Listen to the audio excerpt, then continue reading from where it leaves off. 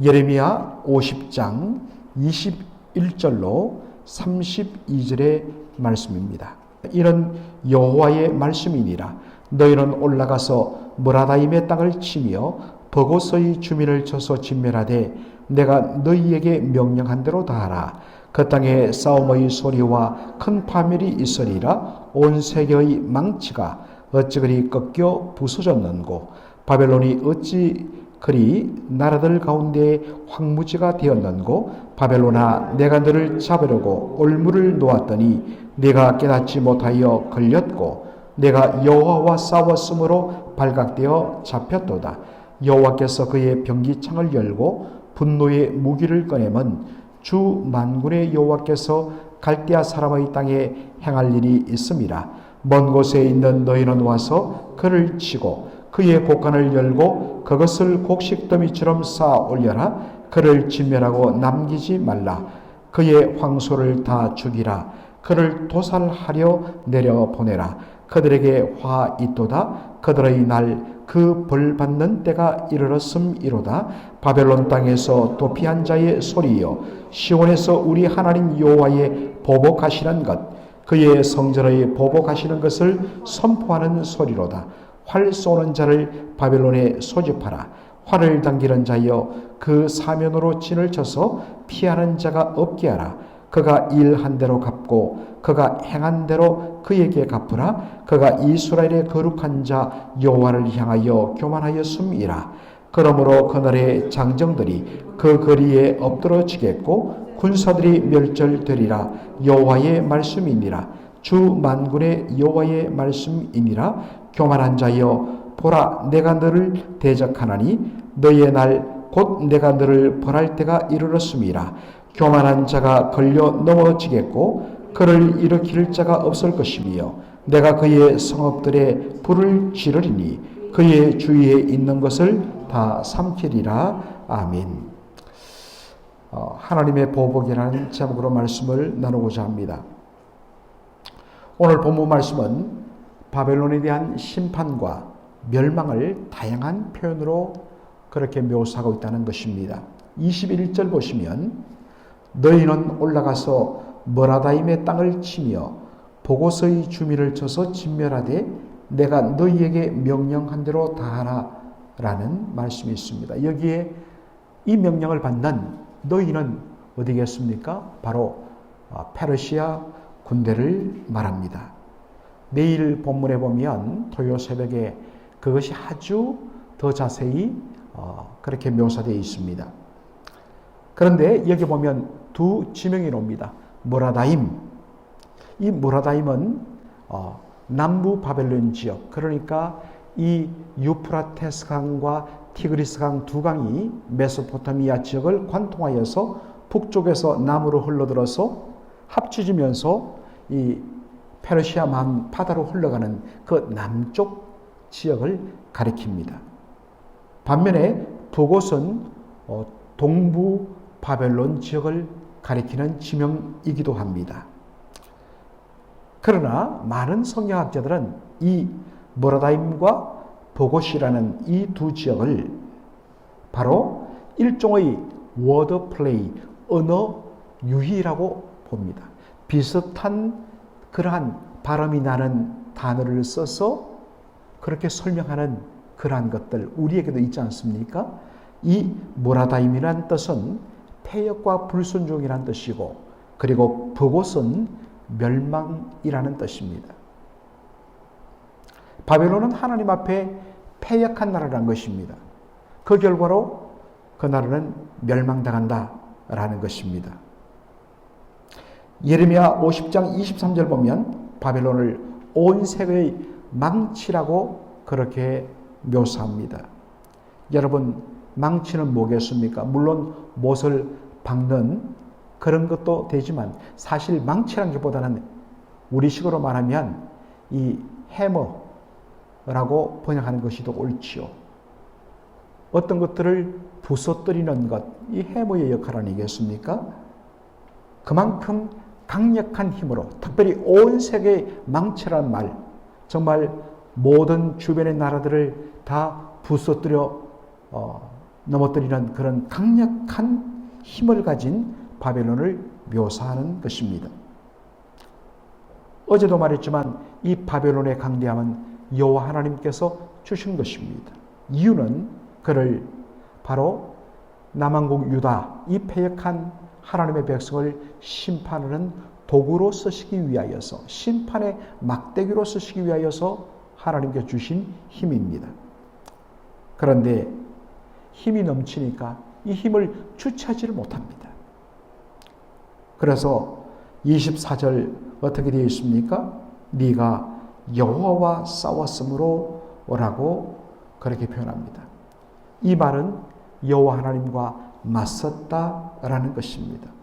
바빌론이 나라가 힘이 강대하고 자기가 하는 일대로 다 되니까 그때부터 교만에 빠졌습니다. 착각에 빠졌습니다. 내가 온 세상의 중심이다. 내 마음대로 이 세상을 좌우할 수 있다. 누가 나의 이 힘을 감히 감당할 수 있으랴? 여러분, 하늘에서 이것을 보신 하나님의 반응이 뭐일까요? 굉장히 우스웠을 것입니다. 그래서 29절 보면 이 사실을 보다 직설적으로 알려줍니다. 그가 일한 대로 갚고 그가 행한 대로 그에게 갚으라. 그가 이스라엘의 거룩한 자 여호와를 향하여 교만하였음이라 라고 이야기하고 있습니다. 바벨론의 멸망의 원인은 여호와를 향하여 교만하였다는 것입니다. 지난번에도 사실 이 표현이 여러 번 반복됩니다.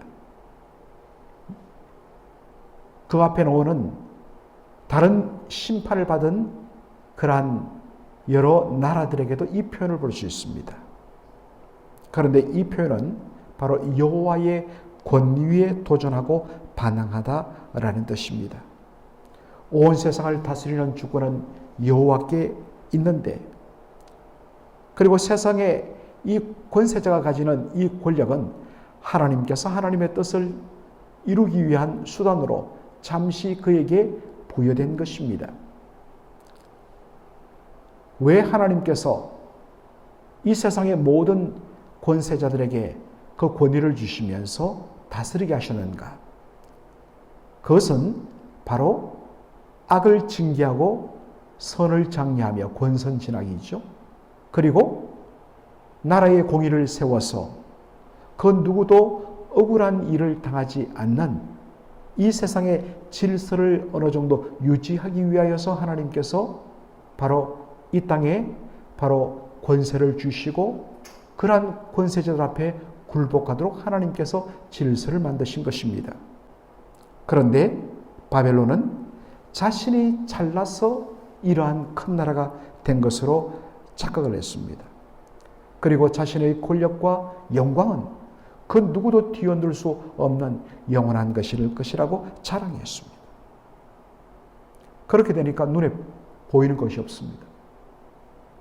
그래서 심지어 하늘에 계신 하나님에 대하여서 도전하고 하나님의 주권에 대하여서 그가 막 대하는 그러한 모습을 보인 것입니다. 어제도 말했지만은 이 바빌론에 대한 이런 경고가 지금 언제 주어졌느냐? 여러분, 지금 예레미야가 이 말씀을 하고 있습니다. 바로 바벨론의 최전성기를 구가했던 느부갓네살 왕 때 이 말씀이 주어졌다는 것입니다. 그리고 그 느부갓네살 왕의 삶과 관련되어서 다루고 있는 것이 바로 다니엘서 전반부입니다. 다니엘서 4장을 보면 느부갓네살 왕이 정말 그 주변의 나라들을 다 정복하고 거대하게 유프라테스 강을 완전히 휘감아 그 누구도 어느 나라도 내일 자세히 설명하겠습니다만 침공할 수 없는 기가 막힌 천연의 요새인 이 바벨론성, 모든 유프라테스 강의 강 물줄기를 다 끌어와서 정말 운하가 연결되면서 물산이 풍부하고 정말 온 성 전체가 너무나도 부유한 그러한 성, 그 가운데 궁궐을 짓고 그 궁궐 지붕 위에 올라와서 찬란한 바빌론 도성을 바라보면서 자신의 권세를 자랑하며 자기의 부귀가 영원할 것임을 노래하면서 그 모든 영광을 자신에게 돌렸다라고 했습니다. 그러자 하나님께서 그를 치셨습니다. 하나님이 치시니까 그렇게도 멀쩡하던 사람이 갑자기 지혜가 사라지면서 우리로 말하면 완전히 바보가 돼요. 짐승 같은 마음을 가졌다라고 그렇게 묘사가 됩니다. 그래서 왕위에서 일순간에 쫓겨나서 광야로 내쳐져서 사슬에 묶여서 정말 짐승과 같은 그런 삶을 살게 됩니다. 그래서 7년 만에 그가 다시 정신이 돌아오고 왕위에 복귀했다라고 되어 있습니다. 여기에 7년이라는 것은 숫자 7년을 가리킨 게 아니에요. 완전수예요. 철두철미하게 하나님께서 낮추시며 연단하시며 그 과정을 통하여서 자신의 교만을 완전히 내려놓고 하나님 앞에 엎드려 이 모든 것이 하나님께로부터 왔음을 철두철미하게 인정하는 그 인정이 비로소 이루어지는 그 기간이 7년으로 묘사된 바로 완전수, 그것이 온전히 이루어질 때까지, 그것이 4년이 될 수 있고 그것이 1년이 될 수 있고 아니 그것이 14년, 20년이 될 수도 있습니다. 완전히 하나님 앞에 회개하며 겸손히 낮출 때까지 연단이 지속되는 것입니다. 드디어 혹독한 연단과 낮아짐의 그러한 삶을 통하여서 하나님만이 온 세상의 주인이시요 유일한 주권자이심을 고백하는 그 믿음이 바로 토해졌을 때 하나님께서 그의 모든 것을 회복시키십니다. 정신이 돌아왔습니다. 지혜가 돌아왔습니다. 그 결과로 그의 왕위가 회복되어서 그가 그의 바로 자손들에게 이 사실을 잊지 말라. 이 사실을 잊으면 망한다. 그런데 내일 또 본문에도 제가 잠시 말씀드리겠습니다만 그의 손자 벨사살이 그것을 잊어버리죠. 여호와의 성전에서 가지고 온 그 여러 금그릇, 은그릇을 가지고 자신이 파티를 벌이는 자리에 그것을 술잔으로 가지고 와서 쓴 것입니다. 바로 그날 밤에 바벨론 성이 페르시아군에 의해서 일순간에 무너지고 나라가 끝나버리는 모습을 보게 됩니다. 바로 이러한 절대로 잊지 말아야 할 이 사실을 잊어버리고 다시 망각하여서 또다시 고개를 쳐들고 교만할 때 그 거대한 바벨론이 결국에는 순식간에 무너지는 것을 우리가 보게 됩니다. 여러분, 이것은 우리 개인의 삶에도 마찬가지예요. 하나님의 주권을 인정하지 않고 영광을 자신에게 돌리는 바로 그때가 바로 무너짐, 넘어짐의 시작이 되는 것입니다. 항상 그러므로 두렵고 떨림으로 그렇게 신앙생활을 해야 됩니다. 그 신앙생활을 어떤 의미에서는 열매 맺지 못하고 성령의 열매 맺지 못하고 겸손하게 하나님의 영광을 돌리지 못하는 그런 분들을 보면 그가 내는 열심도, 그가 내는 어떤 신앙의 열심도 다 뭡니까? 자기 만족, 자기 자랑. 그러면 그 믿음은 패배하는 것입니다. 철두철미하게 하나님 앞에 겸손해야 하는 것입니다. 예레미야 50장 28절 보시기 바랍니다. 바벨론의 멸망은 하나님의 백성과 성전을 향한 하나님의 보복이기도 합니다. 바벨론 땅에서 도피한 자의 소리요, 시온에서 우리 하나님 여호와의 보복하시는 것, 그의 성전에 보복하시는 것을 선포하는 소리로다. 이 번역이, 한글 번역이 조금 아쉬워요. 이 말 의미가 뭐냐면 바벨론이 무너지고 멸망한 후에 그 땅을 피하여서 다시 예루살렘으로 돌아온 포로로 잡혀갔던 사람들이 돌아와서 무엇을 전하냐면 바벨론, 그 거대하던 바벨론이 마침내 무너졌다는 멸망의 소식을 예루살렘에서 와서 전한다는 것입니다. 그러면서 말합니다. 이 바벨론의 멸망은 바벨론이 하나님의 백성 유다와 그리고 하나님의 성전에 행한 성전을 결국에는 완전히 불태워버리고 무너뜨려버리고 파괴시켜버렸던 것입니다. 바벨론 군대가 그 성전에 대하여 행한 일에 대한 하나님의 바로 복수라, 보복이라 라고 말합니다. 이것을 들었을 때 그 백성들의 마음속에 하나님께서 우리를 잊지 않고 계셨다. 하나님께서 우리의 그 억울함과 탄식을 하나님 결코 외면하지 아니하셨다. 그러므로 하나님은 의로우신 분이라. 이때 의롭다라는 말은 윤리도덕적으로 의롭다라는 뜻보다는 하나님은 당신의 언약에 대하여 신실하게 지키시는 의리의 하나님이시다. 참 우리 하나님 의의 하나님이시다. 여러분, 이게 이 땅을 살아가는 성도의 바로 당당함이요 소망입니다. 어떤 의미에서 때론 내가 억울한 일을 당하고 이대로 끝날 것 같지만 그렇지 않습니다. 하나님은 우리의 의를 바로 정오의 찬란한 햇빛같이 드러내시며 우리의 그 억울함과 답답함을 반드시 주의 공의에 근거하여 갚으시고 해결해 주시는 그러한 하나님이란 사실입니다. 그러므로 그러한 믿음에 근거하여서 반드시 하나님께서 의로 모든 것을 해결하여 주실 때가 있음을 믿으면서 묵묵하게 하나님 바라보고 믿음으로 이 땅을 살아가는 저와 여러분 되기를 주의 이름으로 축원합니다. 아멘. 아버지 하나님 은혜와 사랑을 감사드립니다.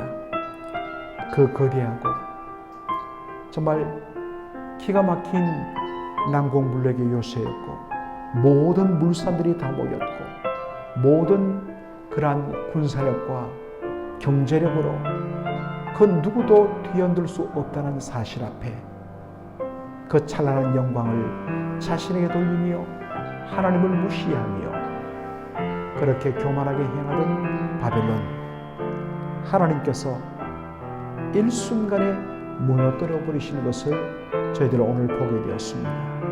하나님, 그 어떤 것도 영원한 것 없습니다. 영원한 것은 오직 여호와 하나님과 그의 주권밖에는 없습니다.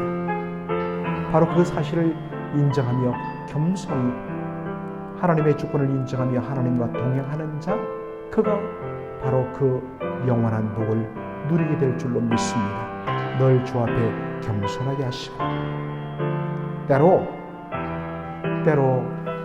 정말 우리의 억울함을 그 누구도 풀어줄 수 없는 것처럼 보이지만 하나님 그 모든 것들을 다 보고 계시며 다 카운트하고 계시며 다 계산하고 계시다가 그 모든 것이 차는 날 하나님께서 일어서셔서 반드시 공의로 심판하시고 역사하심으로 말미암아 하나님의 의로우심을 드러내며 하나님의 백성의 그 억울함과 눈물과 탄식에 대하여 반드시 갚아주시는 하나님이란 사실, 이 좋으신 하나님이 우리의 하나님 아버지라는 사실을 믿고서 묵묵히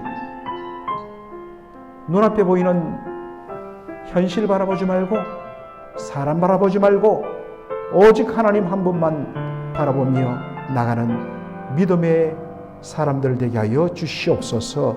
예수님의 이름으로 기도하옵나이다. 아멘.